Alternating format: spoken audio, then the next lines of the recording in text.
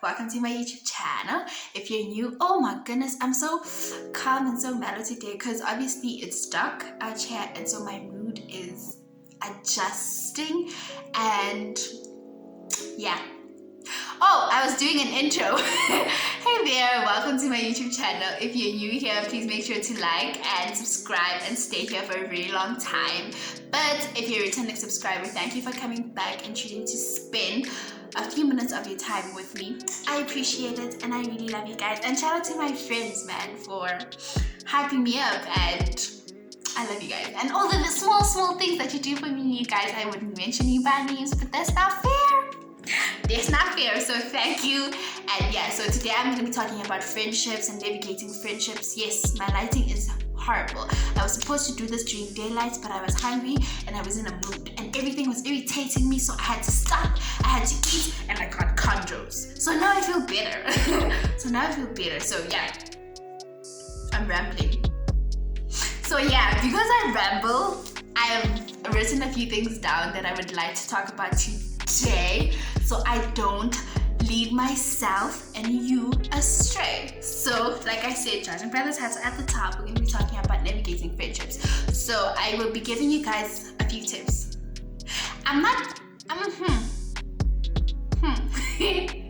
No, I won't say that.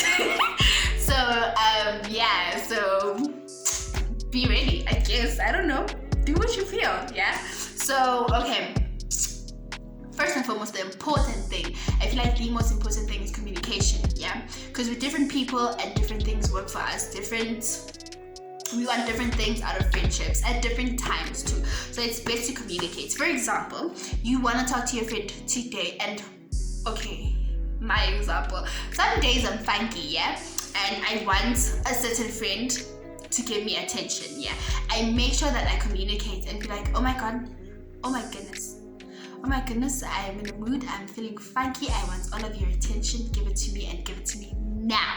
As compared to being in a mood and texting this one person and then going to your status a few minutes later and be like, oh my goodness, when the days are the dark, the friends are the few, I don't know what to do anymore.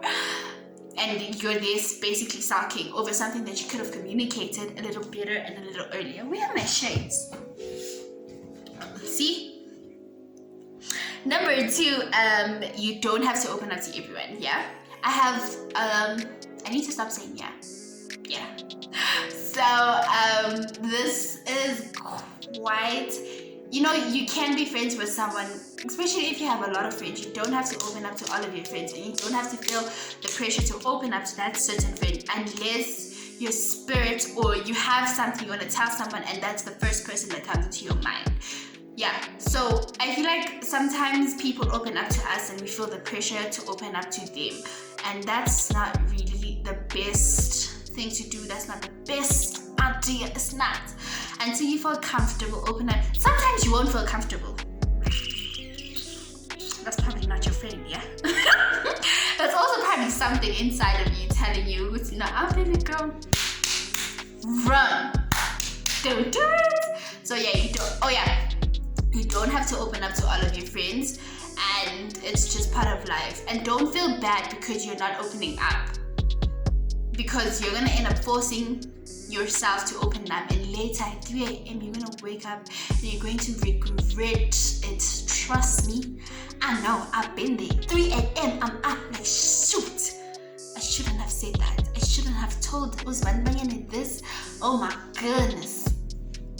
And then Lapo, I feel like that's gonna affect your relationship further. And when you're regretting stuff, it just takes a toll. Peace. I love my peace. I enjoy my peace so much. So if you don't give me peace in any way, shape, or form, we can't be friends, and that's not debatable. Because sometimes you hang out with people and your spirit, man, it's not a peace. It's not just something in you. After you're just like,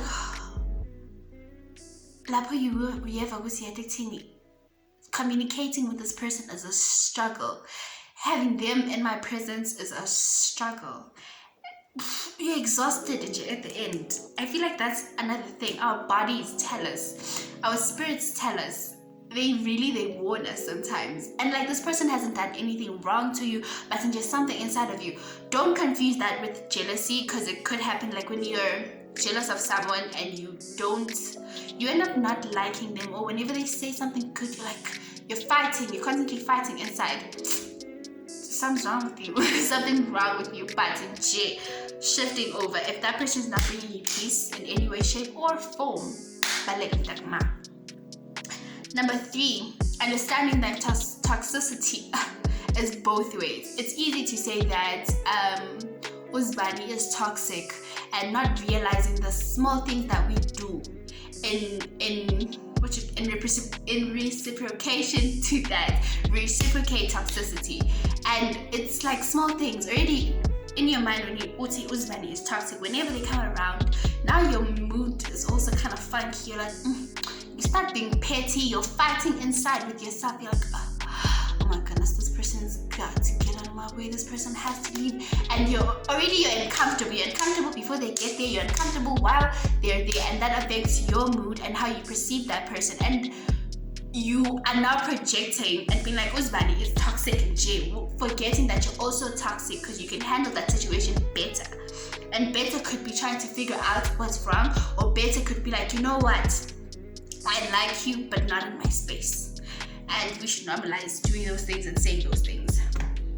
I feel like I messed up my numbers, but number 4, or is it number 3? Anyways, having boundaries and sticking to those boundaries and being strict with your boundaries.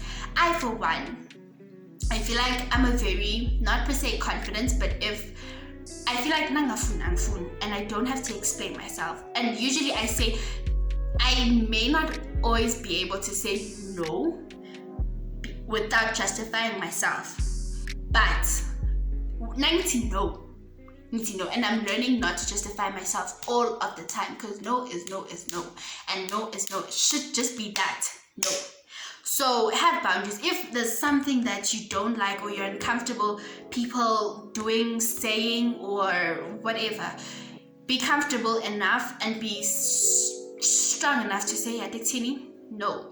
They're like, no, let's go out. And you don't like being waking up just to go out. Say, you tell no, and I don't like you coming over here at 9 a.m. unless it's important. 9 a.m. is kind of early. 9 a.m. is kind of early. I need to talk to my mother.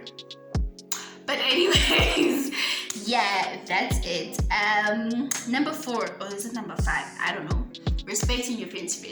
Sometimes it's difficult to, okay, for example, your best friend has a different group of friends. You don't share the same friends, yeah? They have like a different group of friends, and now you feel like because Samantha's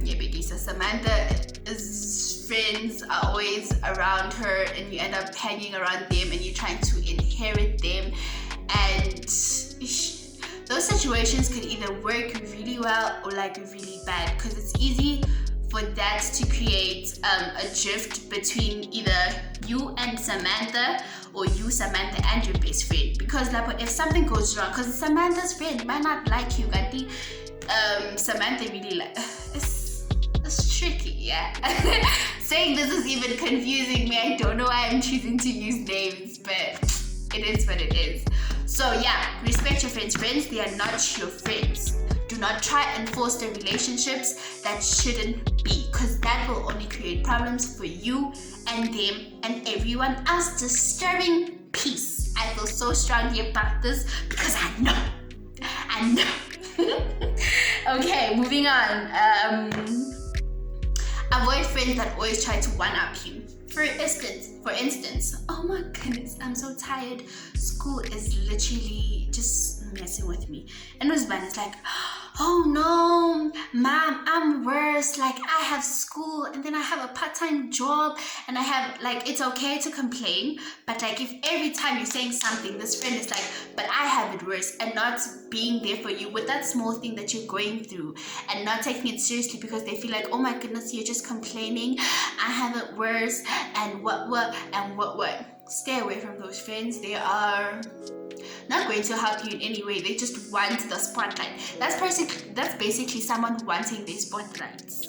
Yeah, their own spotlight, and making it feel like when you're just crying, I have it worse. Oh my goodness. Stay away from those friends. Inshallah ngabe wena utokhala uthi sonke sakho lidabukile, yena athi ke ulahlekelwe umbhako wakhe wesikolo or walahlekelwa umbhako wakhe wesikolo, wena ukhalela sokisi. Run. It's sad, but run. Okay, number 6 or number 7, no. You don't have to communicate every day. Remember I said my first point was communication, but communication within, what's this word in English, man? Communicate, I don't know, if I am the sort of friend that I might text you Monday, Tuesday, Wednesday, and not text you Thursday, Friday, Saturday, Sunday. Not because something's wrong, but because I'm tired. We talked and we have nothing to talk about now, so let's not continue forcing conversations because we're friends, yeah? Some days, if you don't have something like really important, or like, if you're just checking up on me, for example, be like, yo, hey, how you doing? I'm like, yeah, I'm good. Oh, thanks for checking up on me.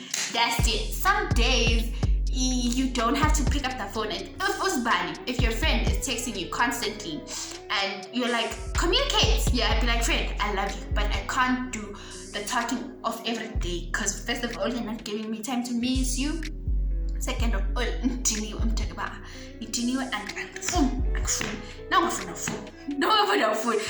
my friends understand that when I don't want, and when they don't want. So not every day. We got tired. Conversations are tiring. Texting is tiring. As easy as it seems and as easy as it looks, it's not something to do every day. Yeah. 7 or 8. Understanding why Uzbani is your friend. Yeah, understanding why Uzbani is your friend, because sometimes we think that people are our friends because they like our personalities. Someone's your friend because you just look pretty and they look pretty and they want to take Instagram pictures together because you're pretty. It's like, I like her because she's pretty and she makes my photos pretty, and it has nothing to do with personality yako or whatnot. So it's really important to figure out Uzbani, why are they my friends? What do I bring to the table? What do I offer them? And how does that make them feel? Because I feel like if you know why Uzbani is your friend, it's very easy for you to realize when that friendship is helping neither one of you, and your friends because of something, and not you're friends because of the sake of just being friends, and there's just nothing else to it. You are looking pretty for Instagram, and that's it. And that will just stop a lot of heartache. And I keep on rambling, and I don't know why, but it is what it is. It's probably because of the nights. I'm rambling. I like the word rambling. Also, in that said, understand why you're Zbanmayena's friend, because this thing is vice versa.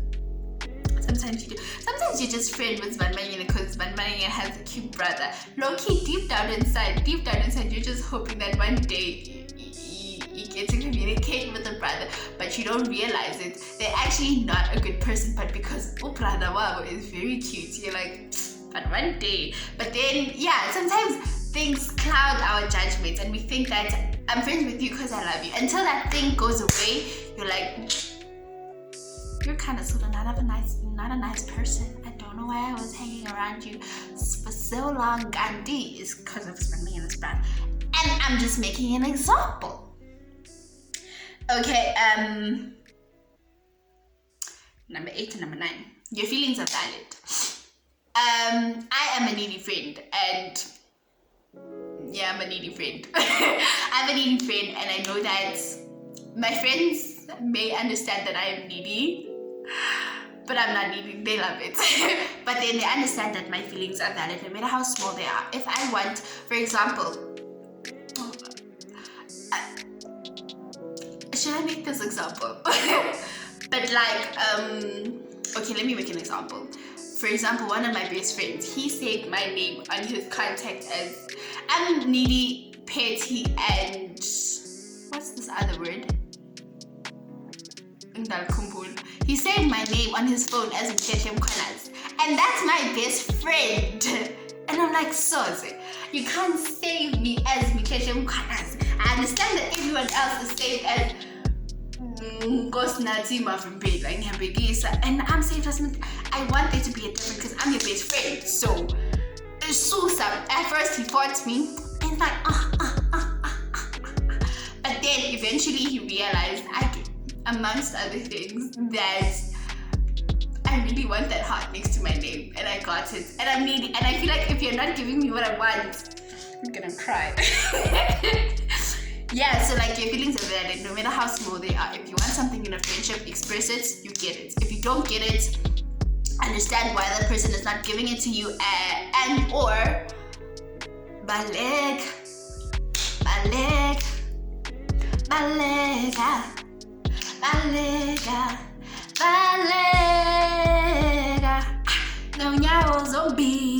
Please watch my first video.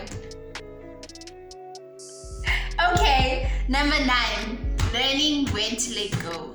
Number 9 or number 10? Yeah, learning when to let go. Sometimes it's very easy to hold on to relationships because of memories of the good times that we've had together, all the things that we wanted to do. Sometimes we grow out of each other, we get over each other, and not because something bad happens, but because our connections die, and sometimes it would do us a lot to accept that and just run with it instead of trying to hold on to that little piece of light, hoping that one day things are going to get better and things are going to get back to the way that they are to the way that they were, not are.